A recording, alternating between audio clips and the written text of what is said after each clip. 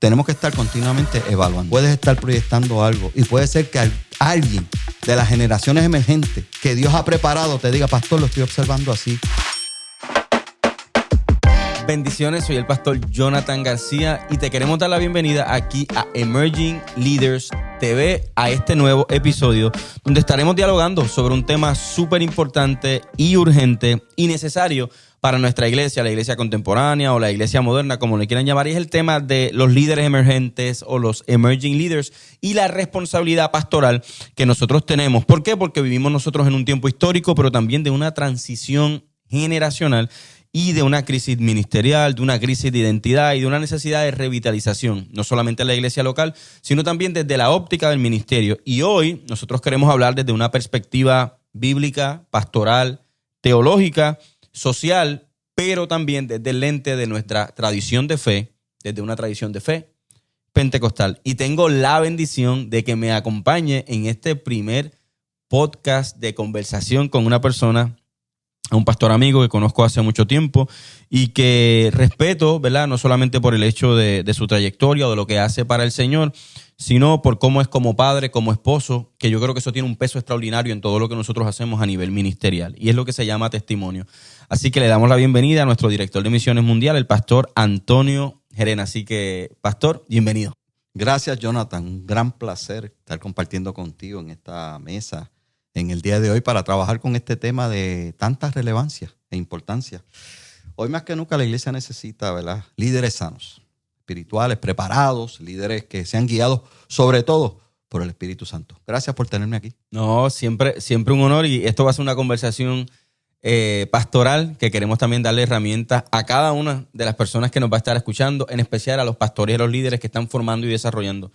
Pastor, cuando nosotros hablamos de líderes emergentes, ¿qué viene a tu mente? ¿Cuáles son las necesidades que tú entiendes que hay?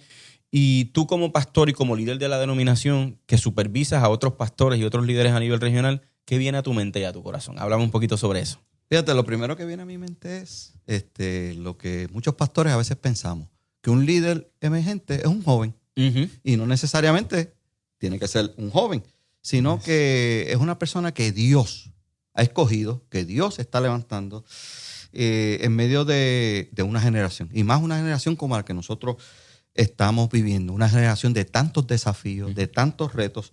Y necesitamos líderes emergentes, sin señalar jóvenes, sino de todas las edades pueden ser emergentes. Correcto. Que puedan trabajar con los asuntos espirituales, sociales, con todos los retos que verdaderamente, aún para nosotros los que llevamos tiempo, son retantes. Así que hoy debemos hablar de muchas cosas, y una de las cosas que debemos señalar es la Biblia, la palabra del Señor. Ahí hay ruta, ahí hay líderes emergentes que Dios utilizó para ciertos momentos, porque para cada momento Dios utilizaba un líder. Yes. Lo escogía, y lo escogía desde el vientre de su madre. Sin duda. Es importante señalar eso. Amén. Hay una parábola, pastor, que quisiera que nosotros tengamos la oportunidad de reflexionar en lo que vamos dialogando, que a mí me encanta. Y es una parábola que la he predicado con, yo no sé, a lo mejor 60 veces o más. Hice trabajo de ella en el seminario. 60 veces o más, y las que faltan. y en el proceso de esta parábola me di cuenta que todos eran líderes, pero solamente 2 reaccionaron y fueron sensibles a la necesidad. Y es la parábola del buen samaritano. Amén. Es una parábola para mí extraordinaria porque hay 4 líderes. Dentro de lo que está contando Jesús, además del doctor de la ley, que es el que está tratando de probar a Cristo y toda esa cosa, hay 2 líderes importantes en posiciones. El sacerdote y el que trabajaba con la adoración dentro del templo. El levita. El levita. Pero hay 2 líderes que nosotros a veces solamente miramos al samaritano, pero no vemos al dueño de la posada, con la sensibilidad que atendieron cosas. Y usted acaba de establecer algo que es súper importante, y es que los líderes emergentes no son solamente personas jóvenes, sino personas que Dios está llamando, pero que también necesitan ser formadas en el proceso con esas sensibilidades. ¿Cómo nosotros como pastores, como líderes, como denominación, vemos esa responsabilidad? Usted que está en reuniones constantemente, que está trabajando con diferentes pastores y obispos, líderes ejecutivos, líderes regionales que están ejecutando en diferentes naciones, países, pueblos. ¿Cómo usted ve el tema de la sensibilidad y la formación, o la necesidad de la formación y esa sensibilidad que debe tener el líder Tú eres un plantador de iglesia. Así es. Usted lleva muchos años haciendo eso. ¿Qué usted piensa sobre la necesidad, pensando un poquito en esa parábola, de cuando nosotros nos detenemos en el camino, nos bajamos de la cabalgadura y no hacemos como el levita, que no solamente pasamos de largo, sino que nos vamos por la otra esquina? O sea, en vez de ir, me voy por la marginal, me voy por la otra carretera. ¿Tendemos nosotros líderes que a veces hacen eso, que pierden la sensibilidad por el contexto en donde están sirviendo? Lo que pasa es que aquí tenemos dos grupos. Está el grupo grande y está el grupo de una persona. Y nosotros estamos en el medio. Yes. De la única manera que nosotros podemos manejar eso es ser sensibles a la voz del Espíritu Santo. Y entender que tenemos que tener discernimiento. Porque cuando Dios escoge a uno, Él es el que dirige, Él es el que guía y Él envía al Espíritu Santo para que nos mantenga en sintonía. Y nosotros nos gusta estar preparados. Ahora mismo en este podcast, usted me ha dicho, este es el tema, tenemos que prepararnos, etcétera, etcétera.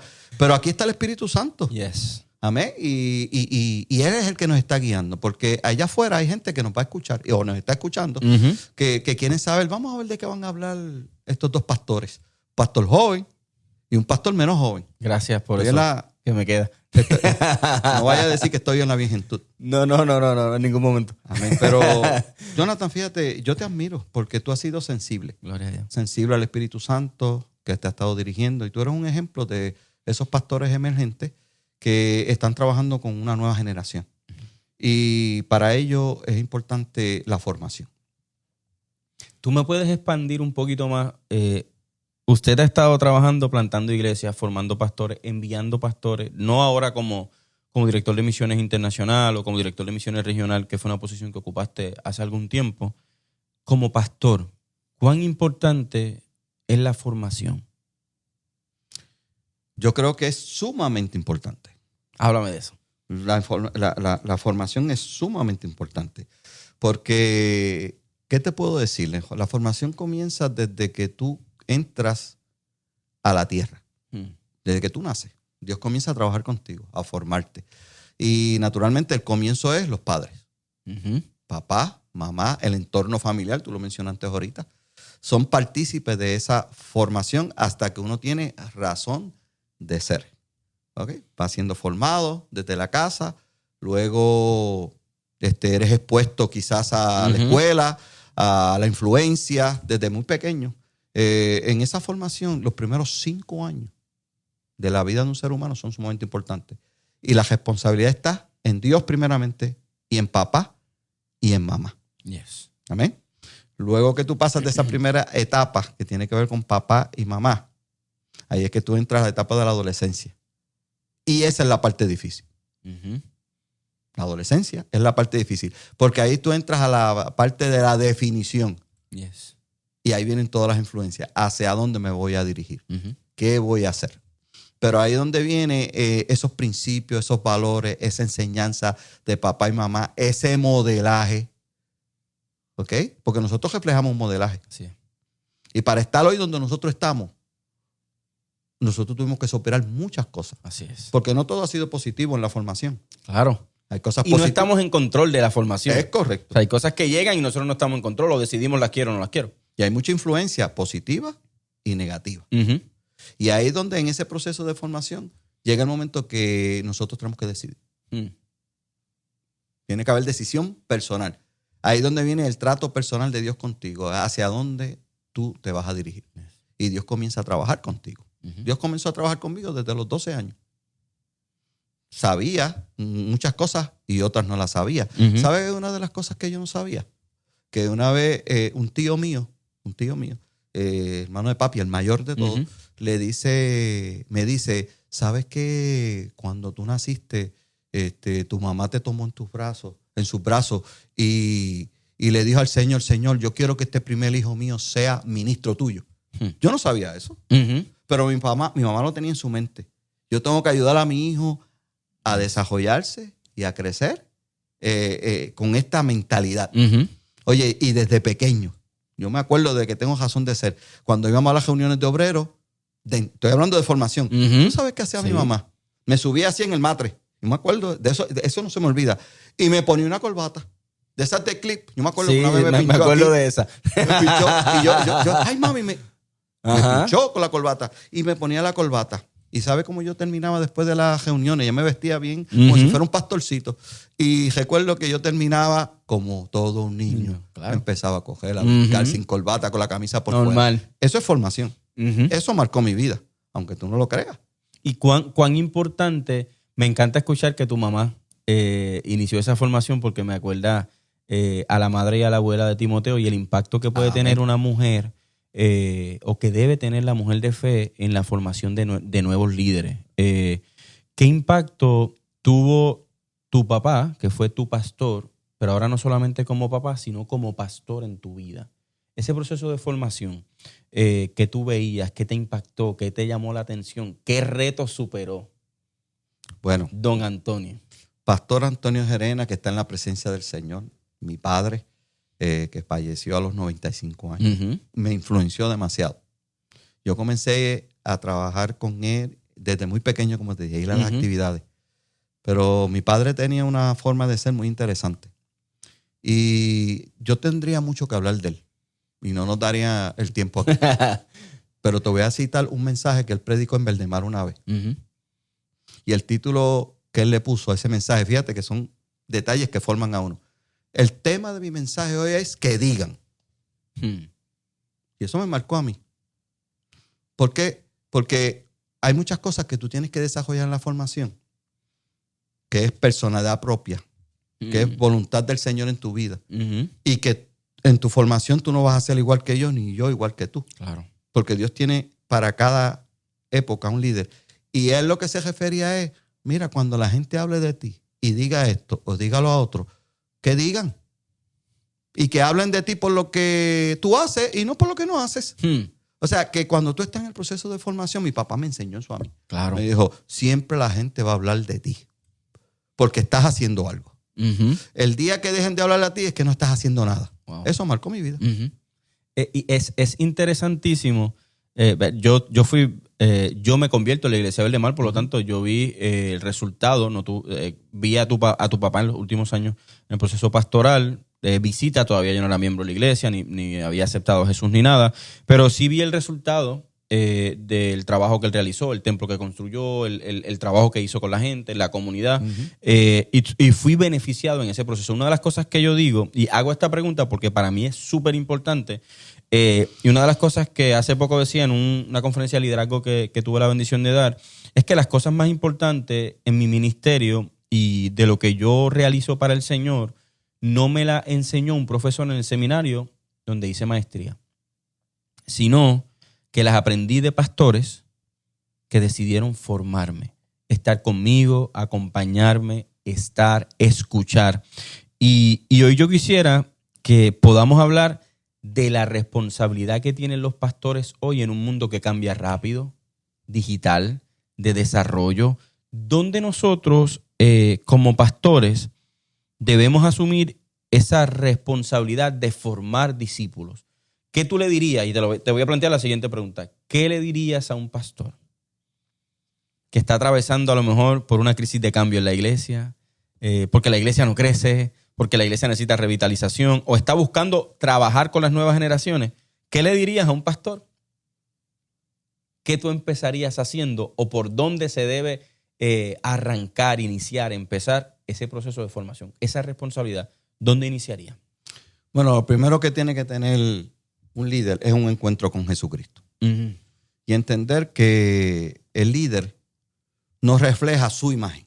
Cuando tú conoces a Cristo, la gente quiere ver, los que nos están observando, la gran nube de testigos, no quiere ver la imagen de Antonio Gerena, ni quieren ver la imagen de Jonathan García. Ellos quieren ver la imagen de Cristo a través de tu vida. Y eso es lo que influencia a otros. O sea, yo le diría que nosotros estamos aquí, los pastores, para cuidar almas. Yes. Estamos para proteger doctrinalmente a la iglesia. Sí, Señor. Y estamos para modelar el carácter de Cristo. El problema que nosotros estamos confrontando hoy, y eso nos está afectando, es que mucha gente le gusta ser reconocido. Le gusta la plataforma. Le gusta la exposición. Se escucha mucho la palabra de evento. De evento. Y los eventos no forman. Los eventos entretienen.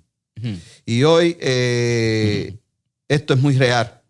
Por lo tanto, nosotros tenemos que modelarle a nuestros jóvenes con un testimonio de imagen de Cristo. Yes. Yo te digo una cosa, los jóvenes nos están observando. Sin duda. Y cuando nosotros predicamos en los altares, ¿sabes qué está ocurriendo hoy en día? Que es un reto para nosotros pastores. Que cuando nosotros definimos una palabra o decimos algo en el altar, los jóvenes buscan si eso es cierto. A veces nosotros creemos que los jóvenes están con el celular viendo Facebook cuando tú estás predicando. No todo el tiempo. Está en ese proceso de evaluación, de discernir. Déjame ver esa palabra que utilizó el pastor. No, y eso tú lo tienes que saber. Claro. Eso es un desafío para el pastor. Claro que sí.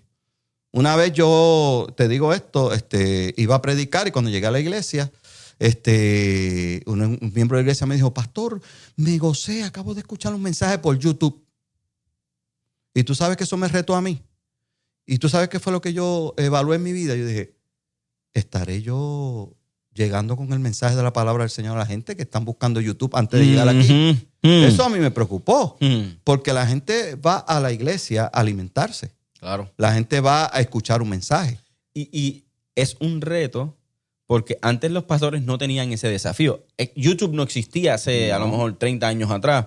Ese desafío moderno, que son las plataformas y las redes, y mencionaste algo que yo creo que es extraordinario en el proceso de formación, y es que estamos viviendo en tiempos donde confundimos ministerio con celebridad. Amén.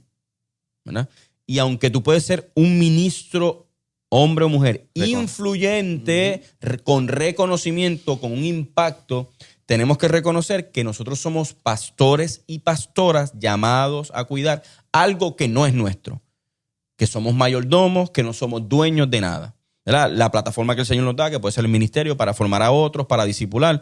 ¿Cómo entonces nosotros podemos hoy no caer en la trampa del reconocimiento, de las plataformas, de los eventos? Cuando hablamos de formación, ¿qué cosas le podríamos mostrar a los jóvenes o a los líderes emergentes que están dentro de la iglesia para que no confundan micrófono con ministerio? Bueno, nosotros tenemos que estar, tenemos que estar continuamente evaluándonos.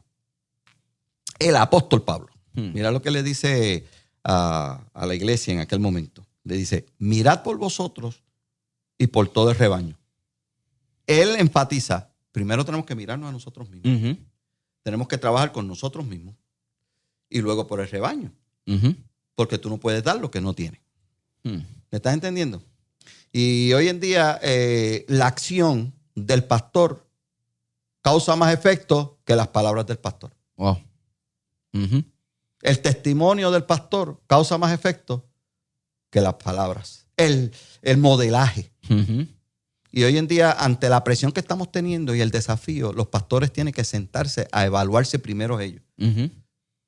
Y a sentarse con un grupo de pastores. Veo, yo estoy sentado contigo aquí y podemos evaluarnos. Yo quiero que tú evalúes mi mensaje, cómo tú me ves predicando, cómo tú me estás observando. Porque la gran nube de testigos está observando. O sea, tú no puedes dar lo que tú no tienes.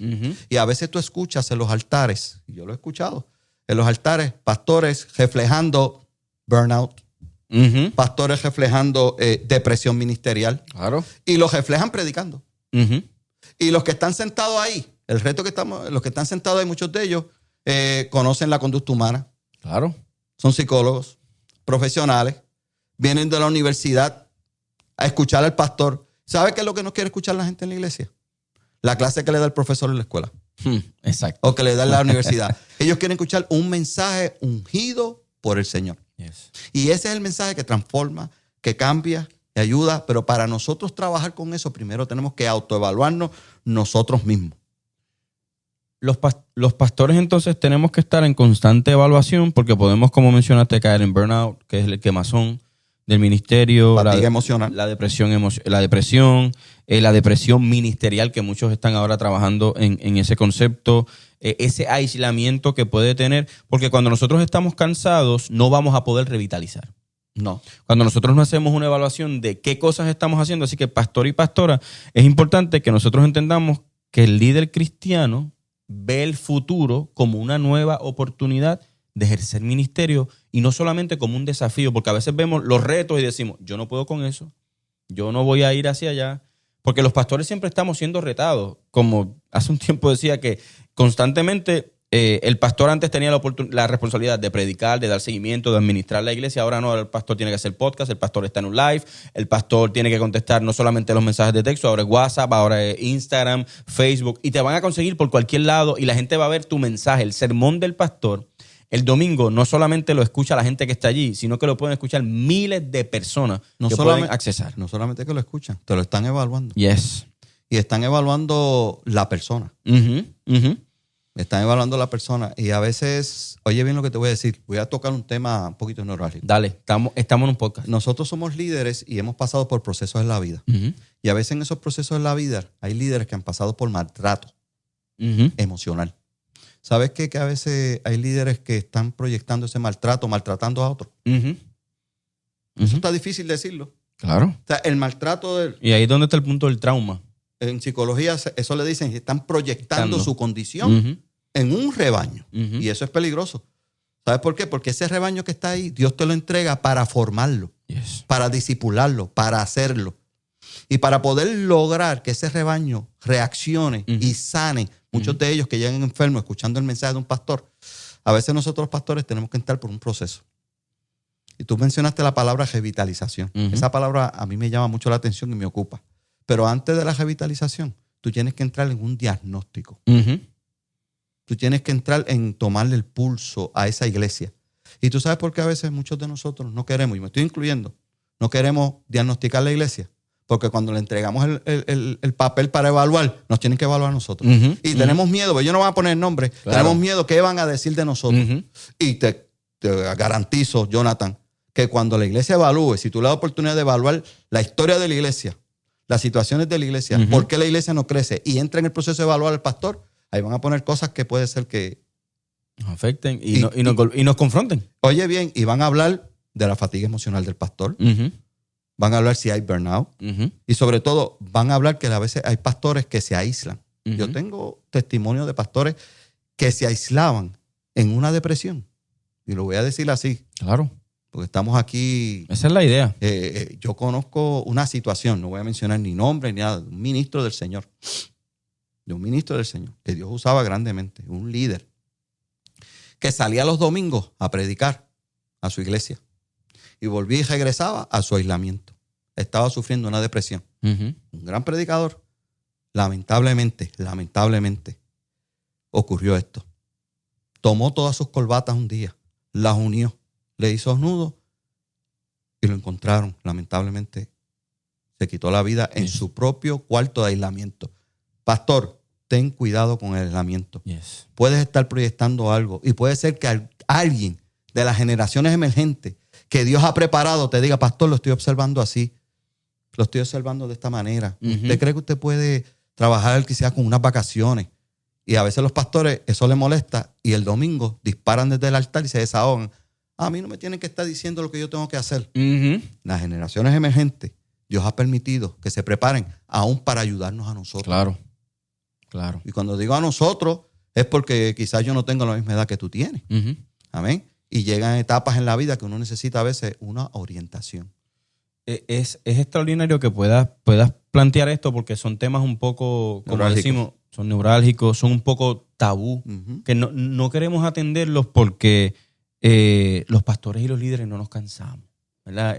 Porque el Espíritu Santo está con nosotros. Sin embargo, es importante también establecer que las iglesias saludables necesitan líderes saludables. Eso es. No somos líderes perfectos. Y para nosotros poder entrar en ese proceso de revitalización y en ese proceso de formar líderes emergentes, tenemos que hacer una evaluación. ¿Qué cosas yo quiero ser y qué cosas yo no quiero ser? Mirándolo desde la óptica de qué Jesús pide de mí. ¿Cuál es la medida? Y en estos días yo le decía a un grupo de líderes que vamos a salir a un viaje misionero y les decía, si yo miro la pregunta de la parábola del buen samaritano, me voy a dar cuenta de algo. Que el doctor de la ley tenía conocimiento, pero quería dar lo más poquito. Y a veces, como líderes, yo creo que nosotros tenemos la responsabilidad de entender que Jesús no nos pide si a veces en el trabajo o en la universidad son 15 páginas este trabajo, mínimo 15 páginas, máximo 25. Nosotros damos 14 y media. Porque no queremos dar las 25, no queremos dar las 20, las 22. Como pastor, ¿qué implica las exigencias de Dios para nosotros? en tu vida, como pastor, como padre, como esposo, como líder, ¿qué tú entiendes que para formar a otros, Dios te pide a ti primero? Fíjate, una de las cosas que yo entiendo es, y voy al libro de Nehemías. Nehemías utilizaba unos términos donde era inclusivo. Nunca fue exclusivo, sino que él trataba de involucrar a todo el mundo. Y cuando tú estás ministrando al rebaño, a la iglesia de Jesucristo, tú tienes que entender que en un momento dado, aunque tú seas el pastor y que la iglesia te respeta como pastor, pero cuando miramos al pueblo, todos estamos en el mismo nivel. Yes. El único que está sobre el pueblo es Jesucristo. O sea, reconocer que somos seres humanos, igual que la gente que tú tienes ahí, los hermanos que están escuchándote, es bien importante. Todo es una cuestión de nosotros analizarnos introspectivamente, sacarle un poquito el título, a veces la grandeza del título, porque a veces la misma gente no hace daño. Claro. Porque a veces tú eres un buen predicador, pero si tú no sabes manejar eso, pues la gente te espera en la puerta y te dice, tremendo mensaje, Jonathan, me edifiqué con tu palabra. Y tú vas a escuchar eso mucho. Tú eres un gran predicador, un gran exponente, y lo vas a escuchar. Pero con eso hay que tener cuidado. Pues hay que tener mucho cuidado, porque eso nos puede hacer daño. Yo conocí un pastor que no estamos mencionando nombre aquí, un pastor líder de una organización, que una vez en mi negocio me dice, Tony, ¿tú sabes cuándo yo sé que el mensaje llegó a la iglesia? Y eso me marcó. Y él dice, cuando yo predico un domingo y todo el mundo me espera en la puerta para saludarme, yo llego a casa un poquito frustrado. A mí me llamó la atención eso. Yo llego frustrado. Y yo le pregunté, ¿y por qué llega frustrado? Te estoy hablando de un doctor en teología. Porque le digo a mi esposa, el mensaje que yo prediqué hoy no llegó. Eso me llamó la atención. ¿Cómo hacer eso? Y todo el mundo te está felicitando. Y entonces, otro domingo que prediqué un mensaje confrontativo que nos amonestó a todos, salgo, comienzo a mirar a la gente que nadie me quiere saludar. Todo el mundo salió por las diferentes puertas. ¿Y sabe qué le decía a su esposa? ¿Qué tú crees que le decía? Hoy llegó el mensaje. Hoy predicaste. Eso me llama la atención, que a veces nosotros creemos, ¿verdad? Y hay que tener cuidado con eso. Porque a veces la gente nos hace daño. Nos crea una falsa fama. Y nos creemos grandes. Aquí el único grande es Cristo. Y cuando la iglesia ve esa imagen del pastor, que el pastor bajó del monte, bajó de la presencia del Señor, viene con la unción del Santo. Eso es lo que la gente quiere ver. La gente no quiere ver tu conocimiento. Sí, hay que prepararse, hay que estudiar, pero la gente quiere ver unción, que el mensaje venga del cielo. Y eso es lo que produce cambio en la gente. Yo creo que en este tiempo que nos ha tocado vivir, la gente pues va a la iglesia buscando una mejor salud espiritual. Para tú lograr eso, tú tienes que tener tu educación continua en la presencia del Señor. Aunque estés estudiando tu título, aunque tengas doctorado, puedes tener todos los doctorados, pero no descuides la presencia del Señor. Como dijo Moisés, si tu presencia no va conmigo, yo no voy a predicar. En mi corta experiencia pastoral, mi esposa y yo vamos a cumplir, y digo mi esposa y yo porque si en mi esposa, mi amor, te amo, no hubiera logrado ni la mitad de lo que hemos estado haciendo. Cumplimos 5 años ahora como pastores en una iglesia hermosa, pero siempre ha sido un desafío. Revitalizar iglesias es un desafío porque muchas veces hemos pensado, y quisiera escuchar qué tiene tu corazón en ese asunto, que un pastor anciano o adulto o mayor no puede revitalizar una iglesia. Y nosotros estamos enfrentando dentro de nuestra denominación un momento histórico. Un momento donde hay iglesias envejecidas, que algunas pueden tener desconexión cultural o simplemente están sobreviviendo y nosotros pensamos que la iglesia, pastores, está llamada a sobrevivir y la iglesia realmente está llamada a vivir en la plenitud de Cristo. Ese es el llamado del Señor. Nosotros no tenemos que el ministerio es sufrido, sí, pero no todo puede ser sufrimiento. Tiene que haber éxito en alguna manera, tiene que haber victorias entre altas y bajas, pero victorias.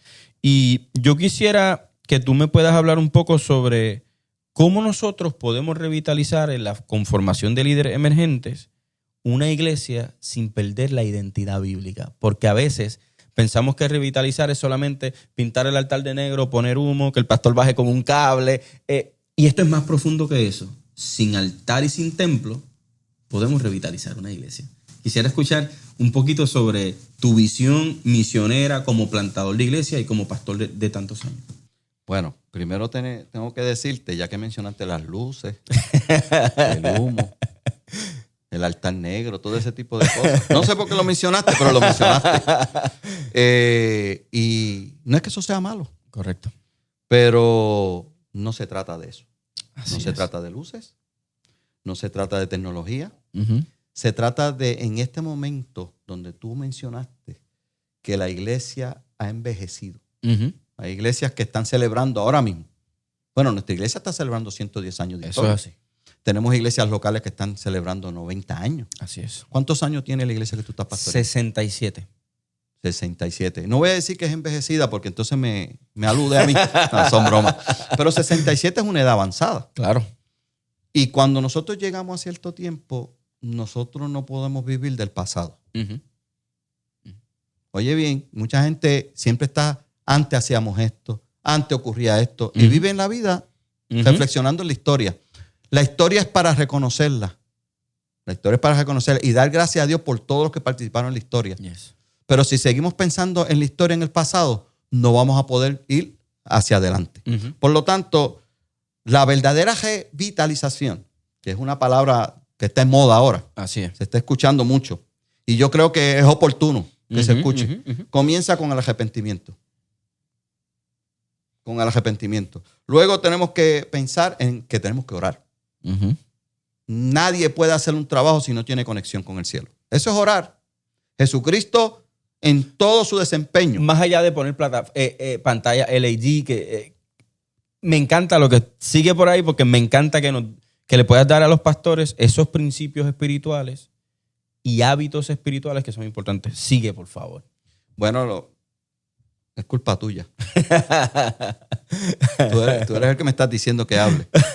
Podemos ir a un culto donde haya un buen coro, donde haya una buena presentación, un gran evento y no tener conexión con el cielo. Yes. El Espíritu Santo está presente. Él siempre está presente en toda actividad porque es el omnipresente. Pero nosotros no queremos que solamente esté presente, nosotros queremos que se manifieste. Amén. Porque si Él no se manifiesta, no tenemos un guía. Uh-huh. Alguien que nos consuele, que nos fortalezca, que nos lleve por el camino. Uh-huh. Y yo creo que tenemos que tener conexión con el cielo. Yes. Lo más importante que cuando lleguemos al templo, nosotros digamos, este culto produjo que yo me volviera a conectar con el Señor. Yes. Y en ese lugar tiene que haber discipulado, enseñanza. Uh-huh. Hay un gran pastor que él dice algo muy interesante en uno de sus libros y es el pastor Miguel Núñez. Miguel Núñez dice que el evangelio ha avanzado en muchos lugares, pero en muchos lugares no ha habido enseñanza. Un evangelio que avanzó, pero sin enseñanza, sin discipulado. Información. Lo que produce la renovación espiritual en el ser humano es el discipulado, la enseñanza. Acuérdate, yo lo aplico de esta manera y quizá usted puede diferir de mí, ¿verdad? Porque cada pastor tiene derecho a hacer su propia teología. Esa es la idea. ¿Sí o no? Así es. ¿Tú me autorizas? Dale para adelante. Bueno, yo creo que nosotros, hermanos queridos, tenemos que entender que sin conexión con el cielo no podemos conectar con la gente. Y Dios quiere que nosotros primero estemos conectados con Él y luego con la gente. Y hoy nosotros estamos aquí con un reto bien grande. Y es que tenemos que entrar en una renovación espiritual. En una renovación espiritual. Y para nosotros lograr eso, tenemos que conectar con la historia, porque hay que conectar con la historia, saber cómo fue la historia. Así es. Y tenemos que conectar con Dios y conectar con la gente. ¿Y cómo tú conectas con la gente? Estando con ellos. Estando con ellos. En las buenas y en las malas. Y lo que te iba a decir ahorita es que hay mucha gente que va al altar y se convierte. Y mucha gente piensa, y es lo que te voy a decir, esto puede ser que me tiren piedra. Mucha gente que piensa que la conversión, ya esa persona terminó el proceso. Ya está, se acabó. Ya me convertí, le dan una clasecita de bautismo y sigue ahí como tú puedas. ¿No? O sea, hay personas en la iglesia que se han convertido a Cristo y no han dejado de fumar inmediatamente. ¿Qué necesitan para hacer ese cambio? Esa es la palabra. El discipulado hace que una persona se convierta a Cristo. Completamente, en alma, cuerpo y espíritu. Yes. Y en ese proceso de discipulado es donde se aplica lo que Pablo le dice a la iglesia en Roma, a los romanos. Le dice, las cosas viejas pasaron. Pero ¿cómo algo viejo va a pasar si tú no lo discipulas, si tú no le enseñas? ¿Cómo la gente va a saber que fumar es malo si tú no lo sientas a discipularlo? Así es. Que tomar licor es malo y que nosotros no lo practicamos si tú no lo discipulas. Entonces, tú entiendes que a veces se da por sentado que el proceso va a ocurrir solo. Eso es así. Que el milagro de la conversión va a cambiar las cosas. Sin embargo, entonces tenemos que plantear que como pastores y pastoras, como líderes, tenemos la responsabilidad de discipular para que esa persona pueda seguir a Jesús. Que no podemos dar por sentado la idea de que como Él se convirtió y Él ya vio cómo somos nosotros aquí, ya es suficiente. Y perdóname, yo pienso que la persona acepta a Cristo, llegó al altar, hizo su profesión de fe y ahí comienza el proceso de conversión. Yo lo veo desde ese punto de vista. Correcto. A través del discipulado. Sí, aceptó a Cristo. Lo aceptó como único exclusivo salvador de su alma. Lo confesó con su boca. ¿Y qué ocurre cuando una persona confiesa con su boca a Jesucristo? Que es salvo. Claro, hay si libertad. viene Cristo en ese momento, que no fue discipulado. El ladrón de la cruz no fue discipulado. Claro, va al cielo. Va al cielo. Sin duda. O sea, por si alguien quizá nos está mirando y dice, Dios, pero ¿qué es lo que está diciendo el pastor Tony? No, lo que estoy diciendo es que ahí ya la persona aceptó a Cristo, ya se unió a Cristo, pero ahora necesita un proceso de discipulado para que pueda convertirse en alma, cuerpo y espíritu a Cristo.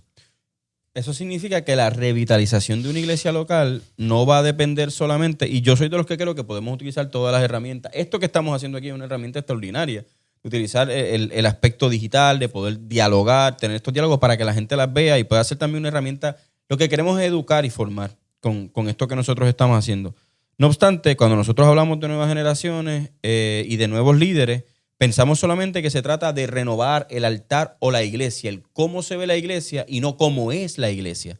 Cultura. Interesante. Porque a veces creo que los pastores estamos pensando más en cómo remodelo el altar para darle un impacto a la iglesia, para que la gente venga o para que vengan más generaciones, cambiar programación sin cambiar la gente, sin que la gente sea discipulada. Cuando nosotros hablamos de comunicar el evangelio, yo creo que es importante que nosotros, como decía Karl Barth, que es uno de mis teólogos favoritos cuando se habla de contextualización, es el hecho de que cada pastor tiene que subir al balcón y tiene que ver qué ocurre y que el sermón se prepara, él decía, con una mano en la Biblia y con una mano en el periódico. Hoy podríamos cambiar eso con una mano en un podcast o con una mano en las redes sociales. Así que hoy yo quisiera que tú puedas hablarme del hecho de la contextualización. Cuán importante es que el pastor y la pastora que va a revitalizar iglesia, pero que también va a formar líderes emergentes, se contextualice, entienda en dónde está. El trabajo que hiciste como plantador de iglesia en Florida era el mismo trabajo que hiciste en la iglesia de Buenavista en el proceso de revitalización. Habla un poquito de eso. Bueno, primero que nada, no. No es lo mismo.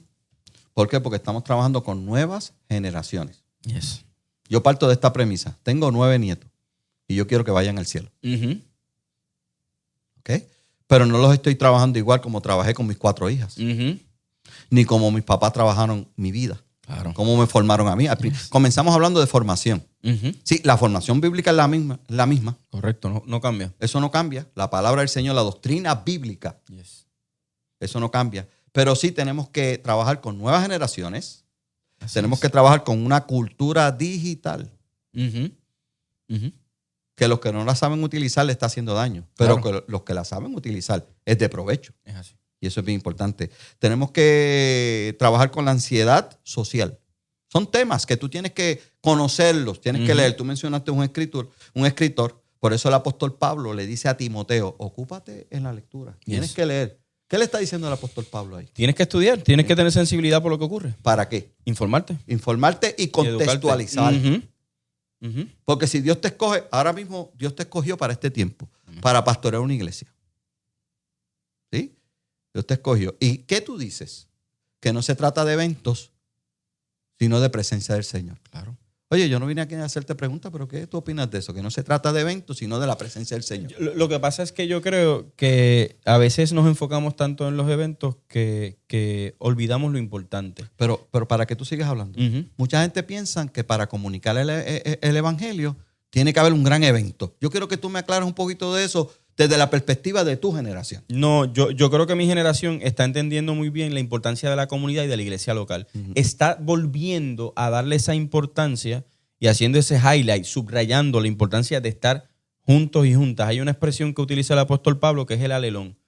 Entre nosotros, acuérdale a la gente, ese apoyo que hay entre la comunidad, y creo que se trata más de consistencia, en vez de eventos, porque los eventos tú haces 1 o 2 eventos al año. Los eventos pueden servirte como catalizador, pero no sustituyen la comunidad de fe, no sustituyen el discipulado, la idea de que el hierro afila hierro, que hay que estar juntos para trabajar con el carácter. Este me cayó malo, este hizo esto y no me gustó, pero recuerda que el hierro afila hierro. Y yo creo que las nuevas generaciones han entendido, hay una expresión de Dietrich Bonhoeffer que él dice que el hombre y la mujer que han decidido seguir a Cristo tienen que morir. Y los eventos cargan mucho el trabajo de la iglesia, nos dan ese burnout, tenemos a veces diferentes situaciones, pero cuando nosotros morimos a Cristo nos damos cuenta que el diseño bíblico y de Dios, para nosotros tener influencia y formar, es la iglesia local, no los eventos. O sea, fíjate, interesante lo que tú estás diciendo porque hoy tenemos que aprender a comunicar. Aprender a comunicar el mismo evangelio que yo predicaba cuando comencé plantando iglesias. Es el mismo evangelio, eso no cambia. Y quizás la comunicación del evangelio en aquel tiempo, yo tenía unas estrategias, una forma de hacerlo, y en este tiempo, pues, en las lecturas que he hecho, he tenido que inventar ciertas cosas para poder llegar a las nuevas generaciones. Pero hay un detalle bien importante, Pastor Jonathan, y es sin comprometer la verdad. La misma Biblia nos enseña y nos dice a nosotros que la gente conoce la verdad y conoceréis la verdad. ¿Cómo la va a conocer? ¿Verdad? Nosotros tenemos que buscar formas de cómo ellos conozcan la verdad. O sea, podemos hacer actividades contemporáneas. Claro. Y quizás la actividad que tú realizas hoy no es la misma actividad que yo realicé hace 30 años atrás. Yo comencé el ministerio a los 30 años. Y hoy tengo 60, hace 30 años atrás. Sí. Que comencé. Y entonces me dio resultados. La iglesia creció. Claro. Pero ahora yo tengo que ir contextualizando. Yo tengo que ir evaluando. O sea, el pastor tiene que estar en constante evaluación. Constante evaluación de los tiempos.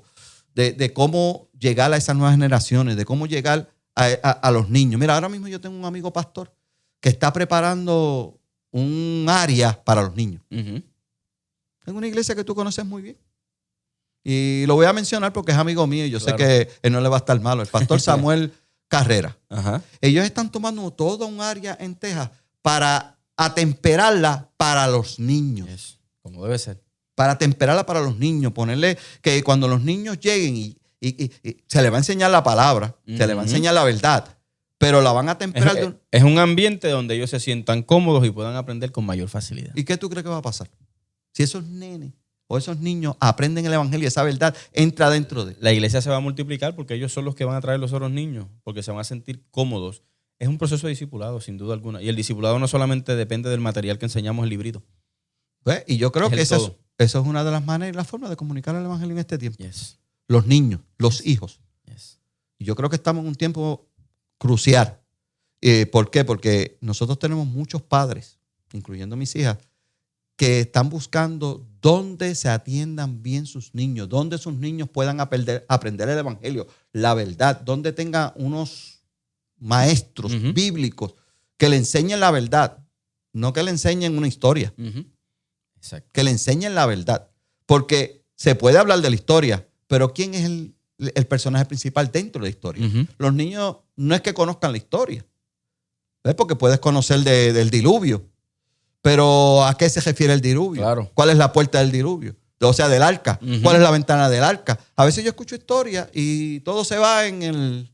Sí, en lo que ocurrió, pero no en la aplicación a la vida cristiana, a la vida diaria de ese niño. Y los niños son bien inteligentes. Claro. Y llegan hablando. Y saben. El profesor hoy en la escuela bíblica me enseñó que la puerta del arca es Jesucristo. Eso es lo que necesitan saber los niños. No es que se edificó un arca y todo se va por ahí. No, la verdad. Y yo creo que estamos en un tiempo bien retante y tenemos base bíblica en eso. Yo pienso de esta manera, Jonathan, yo pienso que Dios utilizó a Pedro en gran manera. Cuando Pedro predica su primer mensaje se convierte en 3,000 almas. Y luego se añaden como 5,000. Eso dice la Biblia. Pero de momento Dios vio que había que ir con una contextualización a Atenas. Ahí estaban ¿quiénes? Las personas más brillantes del mundo, políticos, filósofos específicamente, religiosos, defensores de la cultura. ¿Y qué Dios artistas. hace? Había un equipo de 12 haciendo un trabajo extraordinario. ¿Sí o no? Así es. ¿Qué Dios hace? Une a Pablo. Trae a Pablo, que había estudiado a los pies de Gamaliel, un teólogo, un hombre con una contextualización profunda. Conocía la ley de principio a fin. Así es. Lo trae. ¿Por qué tú crees que lo trae? Porque había que plantar la iglesia en Atenas. Claro. Y tenía que tener una persona con esa capaz. ¿Ves? Y desde esa perspectiva, nosotros tenemos que trabajar. Porque nosotros somos un equipo de trabajo. Dios te ha otorgado a ti unos dones para trabajar. Y me ha otorgado a mí un don. ¿Qué nosotros hacemos? Cuando yo voy a entrar a un sitio y necesito evangelizar, necesito llegar a unas generaciones, déjame llamar a Jonathan. Porque Jonathan tiene un don que se va a complementar conmigo y la multiforme gracia del Señor va a crecer. Amén. Pero mucha gente no piensa así. Por los celos, por la competencia. A veces entramos como que en celos ministeriales y este tipo de cosas que son pequeñitas. Yo no las veo grandes, son cosas pequeñas que afectan que nosotros desarrollemos el trabajo en unidad para alcanzar las nuevas generaciones. Y las nuevas generaciones están observando eso. Sin duda.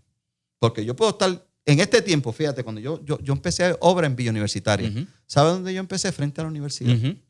¿Y sabes quiénes me ayudaron a mí a desarrollar la obra? Los universitarios. Así es.